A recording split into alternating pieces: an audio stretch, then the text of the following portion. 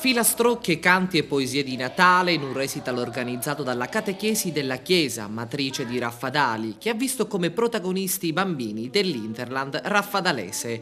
Sì, questa sera è un momento di gioia e di fraternità, è un momento anche di impegno, chiamiamolo impegno così, dei nostri bambini.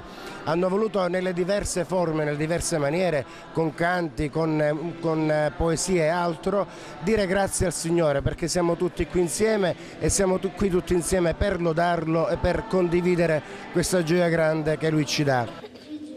Un clima festoso, illuminato dal maestoso albero di Natale posto in Piazza Europa, preceduto dalla Santa Messa in cui forte è stato il monito lanciato da Don Giuseppe Livatino, incentrato sull'importanza di saper fare i genitori, compito assai arduo al giorno d'oggi. Non è difficile essere genitori oggi, basta aprirsi alla vita come ha saputo fare la Santa Famiglia di Nazareth, basta aprirsi nell'obbedienza e nell'umiltà alla volontà del Padre Celeste per essere sempre sostenuti dalla potenza dello Spirito Santo.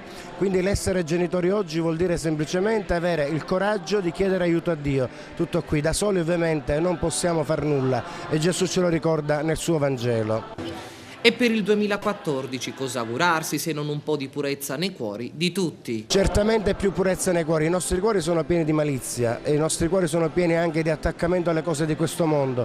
Alle cose di questo mondo dobbiamo dare il giusto peso, ce lo dice San Paolo nelle sue lettere, dobbiamo usare i beni di questo mondo come non usassimo, perché la scena di questo mondo passa, quindi pensare un po' di più alle cose celesti, perché nella Gerusalemme celeste che noi vivremo l'eternità e non certamente su questa terra.